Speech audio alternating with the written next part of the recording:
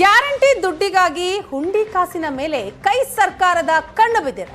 ದೇವಸ್ಥಾನದ ಹುಂಡಿ ಕಾಸಿಗೆ ಹಿಮಾಚಲ ಪ್ರದೇಶ ಸರ್ಕಾರ ಕೈ ಹಾಕ್ತಾ. ಹಿಮಾಚಲದ 36 ದೇವಸ್ಥಾನ ಟ್ರಸ್ಟ್ಗೆ ಸರ್ಕಾರ ಪತ್ರ ಬರೆದಿದೆ. ಸುಖ್ ಆಶ್ರಯ್ ಸುಖ್ ಶಿಕ್ಷಣ ಸ್ಕೀಮ್ಗಾಗಿ ಹಣ ಕೊಡಿ ಅಂತ ಈ ಪತ್ರದಲ್ಲಿ ಉಲ್ಲೇಖಿಸಿದೆ.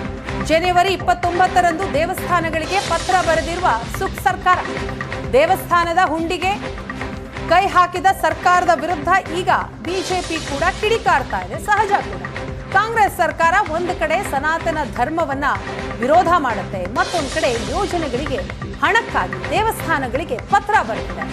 ದೇವಾಲಯಗಳಿಂದ ಹಣ ಸಂಗ್ರಹಿಸಲು ಅಧಿಕಾರಿಗಳಿಗೆ ಒತ್ತಡ ಹಾಕಿದೆ. ಯಾವ ಸರ್ಕಾರವೂ ಈ ರೀತಿ ಮಾಡಿರಲಿಲ್ಲ. ಇದು ದುರಾದೃಷ್ಟಕರ.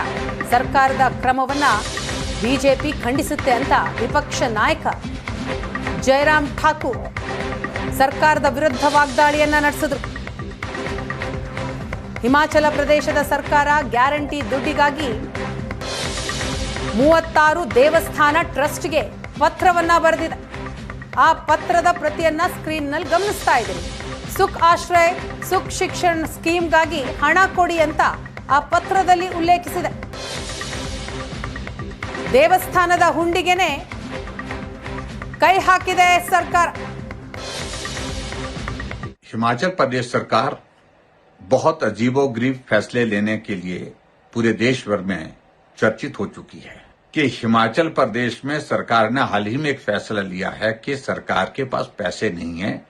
सरकार के एक विभाग के सेक्रेटरी डिप्टी कमिश्नर को चिट्ठी लिखते हैं कि मंदिरों और ट्रस्ट में जो पैसा है, जो सरकारी नियंत्रण में हिमाचल प्रदेश में लगभग 36 टोटल मंदिर हैं, उन मंदिरों और ट्रस्ट में जो पैसा है उस पैसे को सरकार के खजाने में जमा कर दें, ताकि हिमाचल प्रदेश की 2 योजना, एक सुखाश्रय योजना और सुख शिक्षा योजना, ये 2 योजनाओं को चलाने के लिए हम उस पैसे को खर्च कर सकें.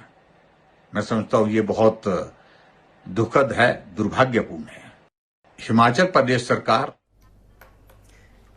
ಈ ಬಗ್ಗೆ ಮಾತಾಡೋಣ. ನಮ್ಮ ರಾಜಕೀಯ ವಿಶ್ಲೇಷಕರಾದಂತಹ ಪ್ರಶಾಂತ್ ನಾಥೋರ್ ನಮ್ಮ ಜೊತೆ ನೇರ ಸಂಪರ್ಕದಲ್ಲಿದ್ದಾರೆ. ಪ್ರಶಾಂತ್, ರಾಜ್ಯದ ಆರ್ಥಿಕ ಸ್ಥಿತಿಗತಿಗಳ ಅರಿವೇ ಇಲ್ಲದೆ ರಾಜಕೀಯ ಪಕ್ಷಗಳು ಕೇವಲ ಅಧಿಕಾರಕ್ಕೆ ಬರಬೇಕು ಅನ್ನುವ ಏಕಮಾತ್ರ ಉದ್ದೇಶದಿಂದ ಬೇಕಾಬಿಟ್ಟಿ ಗ್ಯಾರಂಟಿಗಳನ್ನ ಘೋಷಣೆ ಮಾಡ್ತಾ ಹೋದ್ರೆ ಏನಾಗುತ್ತೆ ಅನ್ನೋದಕ್ಕೆ ಹಿಮಾಚಲ ಪ್ರದೇಶ ಸರ್ಕಾರ ಬೆಸ್ಟ್ ಎಕ್ಸಾಂಪಲ್ ಅನ್ಸುತ್ತೆ. ಕೇವಲ ಪಾಪ್ಯುಲಿಸ್ಟ್ ಸ್ಕೀಮ್ಗಳನ್ನು ತಂದು ಜನರ ಮತಗಳನ್ನು ಸೆಳೆಯುವುದಕ್ಕಾಗಿ ಯಾವ್ಯಾವ ಯೋಜನೆಗಳನ್ನು ಎಲ್ಲ ಪಕ್ಷಗಳು ತರ್ತಾ ಇವೆ. ದಿಲ್ಲಿಯಲ್ಲಿ ತರಲಾಯಿತು, ಹಿಮಾಚಲದಲ್ಲಿ ತರಲಾಯಿತು, ಪಶ್ಚಿಮ ಬಂಗಾಳದಲ್ಲಿ ತರಲಾಯಿತು, ಕರ್ನಾಟಕದಲ್ಲಿ ತರಲಾಯಿತು, ಮಹಾರಾಷ್ಟ್ರದಲ್ಲಿ ತರಲಾಯಿತು, ಜಾರ್ಖಂಡ್ನಲ್ಲೂ ಕೂಡ ಆ ರೀತಿಯ ಯೋಜನೆಗಳನ್ನು ಚುನಾವಣೆಗೆ ಮುಂಚೆ ರಾಜಕೀಯ ಪಕ್ಷಗಳು ಘೋಷಿಸಿವೆ. ಆದರೆ 2-3 ಸಂಗತಿಗಳು ಇದು ಹೇಗೆ ಫ್ಲಾಡ್ ಅಂತಕ್ಕಂಥದ್ದು ಬಹಳ ಸ್ಪಷ್ಟವಾಗಿ ತೋರಿಸ್ತಾ ಇದೆ. ದಿಲ್ಲಿಯಲ್ಲಿ ಮಹಿಳೆಯರಿಗೆ ಹಣವನ್ನು ಕೊಡ್ತಕ್ಕಂಥ ಯೋಜನೆಯನ್ನು ಆಮ್ ಆದ್ಮಿ ಪಕ್ಷ ಘೋಷಿಸಿತ್ತು. ಪಂಜಾಬ್ನಲ್ಲೂ ಕೊಡಲಿಕ್ಕಾಗಲಿಲ್ಲ, ದಿಲ್ಲಿಯಲ್ಲೂ ಕೊಡಲಿಕ್ಕಾಗಲಿಲ್ಲ, ಚುನಾವಣೆ ಸೋಲುವ ಪರಿಸ್ಥಿತಿ ಬಂತು. ಹಿಮಾಚಲದಲ್ಲಿ ದಿಲ್ಲಿಯಲ್ಲಿರ್ತಕ್ಕಂಥ ಹಿಮಾಚಲ ಭವನವನ್ನು ನಾವು ಆಕ್ಷನ್ ಮಾಡ್ತೀವಿ ಅಂತ ಹಿಮಾಚಲ್ ಸರ್ಕಾರ ಹೇಳಬೇಕಾಗಿ ಬಂತು. ಯಾಕಂದರೆ ಚುನಾವಣೆಗೆ ಮುಂಚೆ ಘೋಷಿಸಿದ ಗ್ಯಾರಂಟಿಗಳನ್ನು ಇಂಪ್ಲಿಮೆಂಟ್ ಮಾಡಲಿಕ್ಕೆ ಹಿಮಾಚಲ ಪ್ರದೇಶದ ಬಳಿ ಆ ರೀತಿಯಾಗಿರ್ತಕ್ಕಂಥ ಒಂದು ಹಣಕಾಸಿನ ವ್ಯವಸ್ಥೆ ಇರಲಿಲ್ಲ. ಕರ್ನಾಟಕದಲ್ಲಿ ನಾವು ನೋಡ್ತಾ ಇದ್ದೀವಿ, ಗೃಹಲಕ್ಷ್ಮಿ ಯೋಜನೆಯ ಹಣ 3 ತಿಂಗಳಾಯಿತು ಬರದೆ. ಬಹುತೇಕ ಜಿಲ್ಲಾ ಪಂಚಾಯತ್, ತಾಲೂಕ್ ಪಂಚಾಯತ್ ಚುನಾವಣೆಗಳಿಗಿಂತ ಮುಂಚೆ ಬರಬಹುದು ಅಂತಕ್ಕಂಥದ್ದು. ಶಕ್ತಿ ಯೋಜನೆಯಲ್ಲಿ ಮಹಿಳೆಯರು ಫ್ರೀಯಾಗಿ ಓಡಾಡಲಿಕ್ಕೆ ಸಾಧ್ಯ ಆಗ್ತಾ ಇದೆ. ಆದರೆ ಸರ್ಕಾರ ಸಾರಿಗೆ ನಿಗಮಗಳಿಗೆ ಏನು ಹಣ ಕೊಡಬೇಕಾಗಿತ್ತು ಆ ಹಣವನ್ನು ಕೊಡಲಿಕ್ಕೆ ಆಗ್ತಾ ಇಲ್ಲ.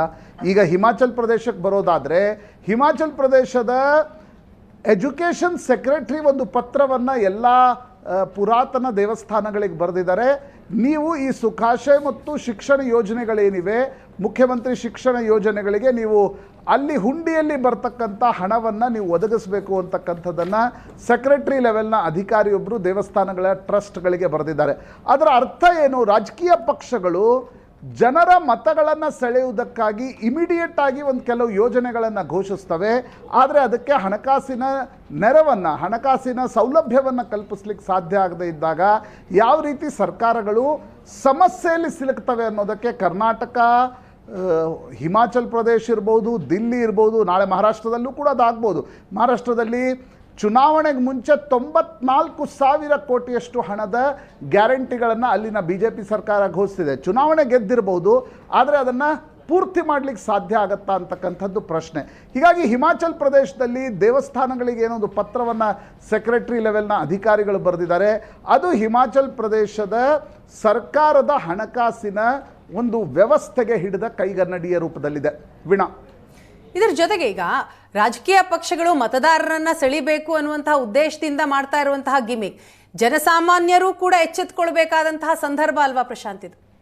ನೋಡಿ, ಯಾರಿಗೆ ಗ್ಯಾರಂಟಿಗಳು ತಲುಪ್ತಾ ಇವೆ ಅಂತಕ್ಕಂಥದ್ದರ ಬಗ್ಗೆ ಎಲ್ಲ ರಾಜಕೀಯ ಪಕ್ಷಗಳು ಪುನರ್ವಿಮರ್ಶೆ ಮಾಡಬೇಕಾಗಿರ್ತಕ್ಕಂಥ ಅವಶ್ಯಕತೆ ಇದೆ.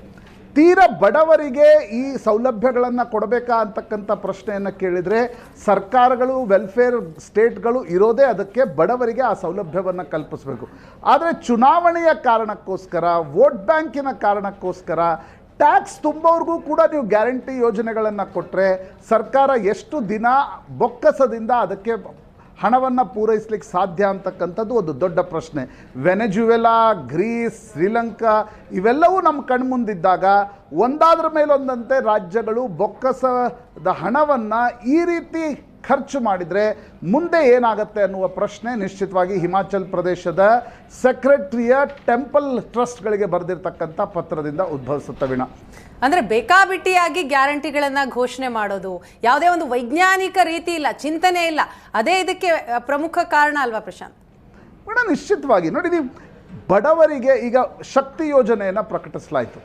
ಶಕ್ತಿ ಯೋಜನೆಯಲ್ಲಿ ಅತ್ಯಂತ ತಿಂಗಳಿಗೆ 3,000 4,000 ಗಳಿಸ್ತಕ್ಕಂಥ ಮಹಿಳೆಯರು ಶಕ್ತಿ ಯೋಜನೆಯ ಬಸ್ನಲ್ಲಿ ಫ್ರೀಯಾಗಿ ಓಡಾಡಿದರೆ ಒಂದು ಮಾತು ಬೇರೆ. ಆದರೆ ಸರ್ಕಾರಿ ನೌಕರಿ ಮಾಡ್ತಕ್ಕಂಥ ಮಹಿಳೆಯರು, ಕಾರ್ಪೊರೇಟ್ ಸಂಸ್ಥೆಗಳಲ್ಲಿ ಲಕ್ಷಾನುಗಟ್ಟಲೆ ಸಂಬಳ ಪಡಿತಕ್ಕಂಥ ಮಹಿಳೆಯರಿಗೂ ಕೂಡ ನೀವು ಶಕ್ತಿ ಯೋಜನೆಯನ್ನು ಪ್ರಕಟಿಸಿದರೆ, ಗೃಹಲಕ್ಷ್ಮಿ ಯೋಜನೆಯನ್ನು ಕೂಡ ಯಾರು ಇನ್ಕಮ್ ಟ್ಯಾಕ್ಸ್ ತುಂಬ್ತಾರೆ ಅಟ್ಲೀಸ್ಟ್ ಅವ್ರಿಗಾದರೂ ನೀವು ಗೃಹಲಕ್ಷ್ಮಿ ಯೋಜನೆಯ ಹಣ ಕೊಡಬಾರ್ದು ಅಂತಕ್ಕಂಥ ಒಂದು ನಿರ್ಣಯವನ್ನು ಸರ್ಕಾರ ತೆಗೆದುಕೊಳ್ಬೇಕಿತ್ತು.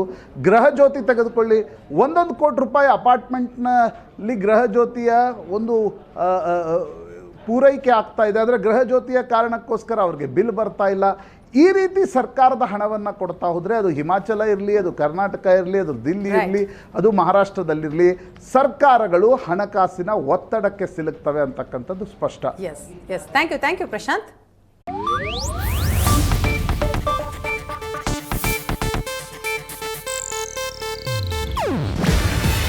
ಇದು ಏಷ್ಯಾನೆಟ್ ನ್ಯೂಸ್ ನೆಟ್ವರ್ಕ್ ಪ್ರಸ್ತುತಿ.